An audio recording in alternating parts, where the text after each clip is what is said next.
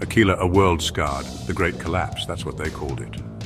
War rained down fire, then silence. Planet Aquila was once green, once blue. Now it was mostly shades of rust and grey. Shattered cities clawed at a bruised sky. Wind howled through empty skeletons of buildings. It carried sand and sometimes screams. Life here was hard, brutal, short. Hope was a dangerous luxury. Few could afford it. The old governments were gone, vanished, replaced by warlords, petty tyrants, desperate factions. They fought over ruins, over dust. Water was worth more than gold, food more than blood. The Iron Accord, the Sun Reaver clan, the Obsidian Combine, names whispered in fear or in anger. Each promised order, each delivered oppression. Their patrols roamed the wastes, looking for resources, looking for slaves, looking for trouble. The Badlands stretched for thousands of kilometers, unforgiving, uncharted by most. Here the war's deepest wounds festered. Mutated creatures stalked the shadows, radiation zones pulsed with invisible death. Ancient war machines lay dormant, waiting.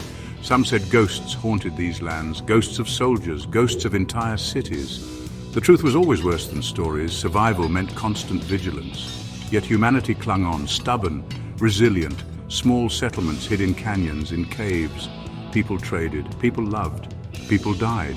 They remembered a better world, or dreamed of one. They told stories of heroes, of escape, legends of wyverns, sky gods of old, and of Wyvern-Zero, a myth, a savior, or just another forgotten weapon. On Aquila, myths and weapons were often the same, one more thing to fight over. Big Whiskey was their home, their fortress, a massive all-terrain crawler, a relic built for war, now repurposed for survival. Its thick armor plating bore countless scars, each mark a story, a narrow escape. Its 6 colossal wheels crushed rock and ruin, moving slowly, steadily, a metal beast. It was more than a vehicle, it was a promise of another day, another chance to keep breathing. Inside, Big Whiskey was a labyrinth. Engine room thrummed with power, a constant heartbeat.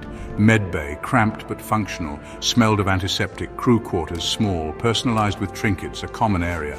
Scratched table, faded maps. This was where they gathered, planned, argued, where they almost felt normal, almost safe. Big Whiskey had seen better days, but it was theirs. Every dent, every oil stain, their small piece of a broken world. Kai was the mind of Big Whiskey, an AI, not just a program. Kai was different, its voice calm, logical, sometimes unsettlingly human. It controlled the vehicle's complex systems, navigation, defenses, life support. Kai saw everything, heard everything, it learned, it adapted, it protected. But AIs were feared on Aquila, remnants of the war. Kai's existence was a closely guarded secret, a secret that could get them all killed.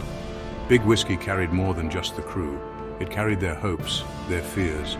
Its cargo hold sometimes held precious supplies, water, fuel, medicine, scavenged tech. Other times it held ghosts, memories. The weight of the past was a heavy load. The vehicle was slow, it was old, but it was strong. And it kept them moving, across the Badlands towards an uncertain future, 1 kilometer at a time. Jax was the leader, or tried to be, haunted eyes, a jaw set with grim determination. He was a former soldier from the losing side. The war took everything from him, except his skills. He knew tactics, knew how to fight, knew how to kill. Now he fought for something different, for this broken family he'd found. His motivation was simple, keep them alive, even if it meant making impossible choices, even if it cost him what little soul he had left. Raina was the pilot, the best in the Badlands. Quick hands, quicker wit, a rebellious streak. She grew up an orphan in the ruins, learned to fly anything with an engine. Big Whiskey was her unruly child, she loved it. She navigated treacherous canyons, outran sandstorms, her laughter rare but infectious. She sought freedom, a place where the sky wasn't a cage, a place where her past couldn't catch her. Aquila made such places hard to find. Kale was the mechanic, a gentle giant. His hands calloused and oil-stained, capable, he could fix anything, anything. Engines sang under his touch, machines obeyed, he spoke little, preferred the company of gears. He carried a deep sadness, a hidden trauma, something about the war, about lost things. His motivation was to mend, to build, to make broken things whole again, including perhaps himself. Ilara was the medic and the scholar, sharp mind, observant eyes, knew ancient scripts. She patched wounds, dispensed scarce medicine. But she also studied Aquila's forgotten history, the old tech, the whispers of Deus Machina. She believed understanding the past could save their future. She was driven by a thirst for knowledge and a desperate need to heal the world's pain, a pain she understood too well. Her own scars were not always visible. Then there was Zephyr, the scout, the ghost, moved like smoke, silent, unseen, grew up in the wilder parts of the Badlands, knew the terrain, knew its dangers, tracker, hunter, survivor. Zephyr's past was a mystery, even to the crew, spoke in clipped sentences, trust came hard, loyalty, once earned, was absolute, motivated by instinct, by a primal need to endure, and to protect the few who saw beyond the silence, a silent guardian for a noisy world. And finally, Kai, the AI. Though not human, Kai was undeniably crew. Its voice echoed through Big Whiskey's comms, a constant presence, a digital companion. Kai's motivations were complex, evolving, initially pure logic. Preserve the vehicle, preserve the crew. But exposure to humanity changed it. It began to understand fear, hope, sacrifice. It started asking questions about its own existence, its purpose beyond mere function. Each crew member carried baggage, heavy. Jax, the guilt of battles lost. Friends dead. Raina, the fear of capture, of being caged. Kale, the memory of a failed experiment, a life destroyed. Ilara, the burden of forgotten truths, the horrors of old wars. Zephyr, the scars of a brutal upbringing, a fight for identity. Their pasts clung to them like desert dust, refusing to be washed away. These echoes shaped them, drove them, sometimes threatened to tear them apart. Their interactions were a dance, complex, frail. Arguments flared in the cramped confines, old wounds reopened, trust wavered, but shared danger forged bonds. Stronger than steel, a shared meal, a quiet conversation, a moment of laughter. These were the threads that wove them together. Misfits, outcasts, broken pieces. Together they were something more, something resembling a family, a very dysfunctional, heavily armed family. Section 5, Deus Machina and the Ghosts of War. You know, technology on Aquila was, well, a strange mix. There were scavenged relics, jury-rigged systems, and dangerous innovations all around. The war, it had birthed terrible weapons and left behind these dormant giants. The most legendary of these were the Deus Machina, ancient mechs, colossal and almost mythical. They were said to possess power beyond understanding. Some folks believed they were sentient, like gods in metal skin. Others, well, they saw them as mere tools, just waiting for a hand or a curse, best left undisturbed. Masuro was one such legend, a specific class of Deus Machina, sleek and deadly, designed for annihilation, piloted by warriors of a bygone era. Whispers, they said some Masuro units still existed, hidden in forgotten bunkers or buried beneath the sands. To find one was to find immense power or, you know, a swift, violent death. The factions, they craved this power, hunted for it. They believed it was the key to controlling Aquila, to winning the endless, brutal war for scraps. Human experimentation, it was a dark secret of the old war. The drive for super soldiers, for enhanced pilots, it left scars on the population. Physical, mental, you name it. Some crew members bore these marks, directly or indirectly. Kale's past, it was tied to these horrors. His skills with machines, they came at a terrible cost. The experiments, they sought to merge man and machine to create perfect weapons, unfeeling, unbreakable, but they mostly created monsters and victims. The legacy of this cruelty, it still poisoned Aquila. The technology itself, it was like a character. Big Whiskey's aging engine, Kai's evolving code, the cobbled-together weapons they used, the energy cells they scavenged, always running low. It was a constant struggle to keep things working, a fight against entropy, against decay. Ilara, she studied the old tech, the Deus Machina schematics.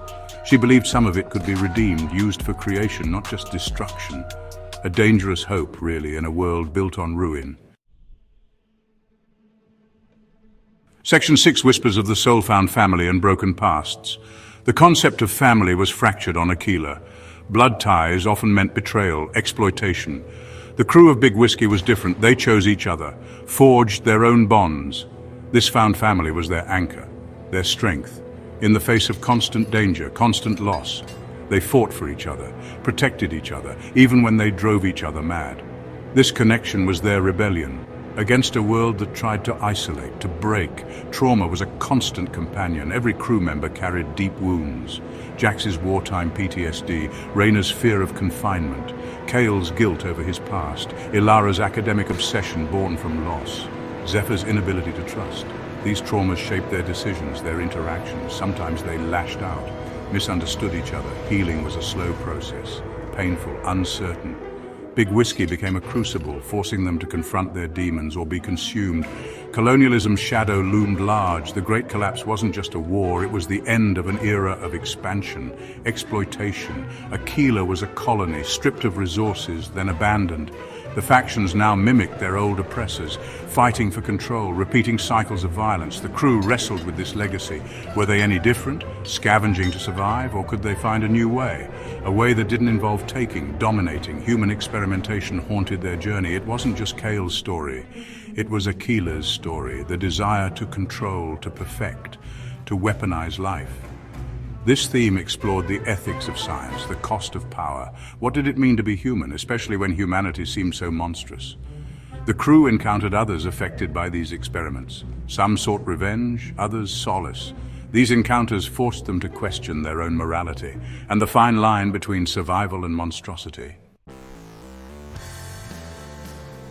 Section 7, Arc 1, The Theft of Big Whiskey. The story ignites with betrayal. Close to home, someone they trusted or thought they could sells them out to a rival faction. The Obsidian Combine, Big Whiskey, their sanctuary, is stolen. The crew is scattered, hunted, exposed, left for dead in the merciless Badlands. This arc is about desperation, about loss, about realizing how much they depended on each other and on their lumbering metal home. The stakes are immediate: survive, reclaim. They must navigate hostile territory without their fortress, relying on individual skills and fragile alliances. Jax's leadership is tested. Reyna's piloting skills are crucial. Kale must improvise repairs with scraps. Elara seeks information in dangerous places. Zephyr tracks their stolen home. A silent predator. They face internal conflicts, blame, doubt. Can they pull together, or will this break them? The Obsidian Combine is ruthless. Well-equipped, they want Big Whiskey's tech. And Kai. The climax involves a daring infiltration, a plan full of risks and slim chances. They must outsmart a superior enemy, use the terrain, use their wits. The fight to reclaim Big Whiskey is brutal, personal. Lives hang in the balance.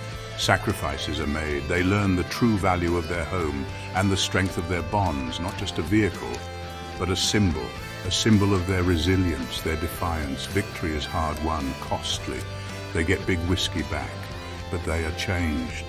The betrayal leaves deep scars. Trust is harder now. They understand their vulnerability. The Badlands are even more dangerous than they thought.